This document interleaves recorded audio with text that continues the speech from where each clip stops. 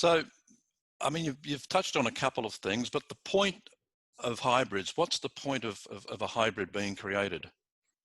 Okay, so um, what I've been told and how I view myself is that I'm like a bridge. So I have a high, we could say a high portion of star frequency in me, higher than some others might have on Earth.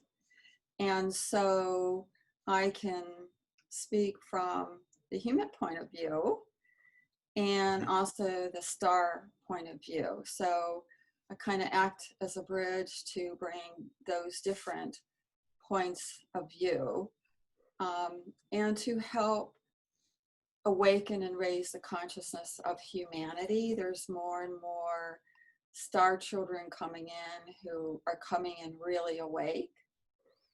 Yep. Just coming in awake, where I had to go through the process of more of an awakening through my life and through the journey I've been on. Okay. It's quite fascinating because I guess most or all of the reports I've ever read or watched or heard about hybrids is that human hybrids basically are going to replace humans, which I guess begs the question, should we worry about hybrids? No, I think what's happening is it's all part of the evolutionary process that that hybrids are helping introduce and integrate the energies to create the new human who can tap into their potentials, the telepathy and clairvoyance and clairaudience and all those gifts. We all have those gifts. So as people awaken and become aware that they're cosmic citizens in that, then they can more easily tap in to their talents and skills that they have. Okay. So who decides who becomes a hybrid? I, well, from the soul level, it, it's a soul level choice Yep. and decision. Yeah. And you know, my whole life, I've been teaching that we are all one. We are all one. We are all one consciousness. Right. And the key messages of the star beings that I communicate with, first of all, the ones that I communicate with are very benevolent. They're very loving. They care about Earth. There are other beings of, we could say, lower or other frequency. I don't connect with them. I'm just have no interest in that. So I call in the highest Hmm. highest beings, you know, to communicate with.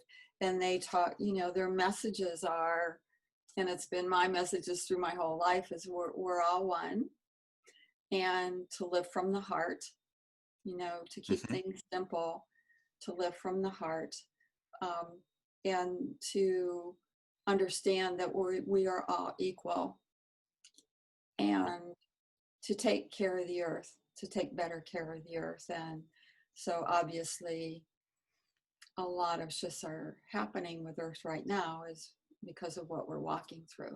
Right. Humans who have experienced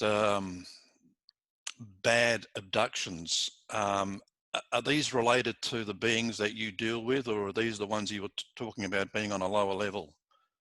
Those are different beings that are on a lower frequency level.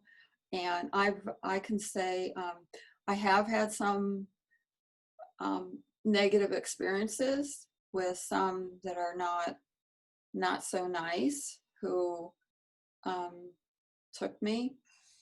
But I'm very fortunate to say that all, you know, most of my experience, 98% have been absolutely wonderful with the beings who I communicate with, who I work with.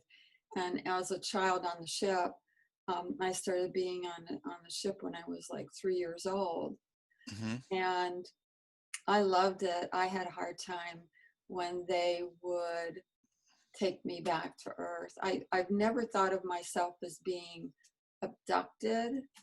I've always thought of it in a way that I guess you could call it being taken, but that I'm not a victim, because on some level the soul has agreed to go through the experiences Yeah. that the person goes through. And some people have a really hard time with that, and I understand that. But for me, I really understand that. And so I absolutely love communicating with these beings. They radiate unconditional love. They are highly evolved. They radiate that unconditional love and peace that humans are still learning about.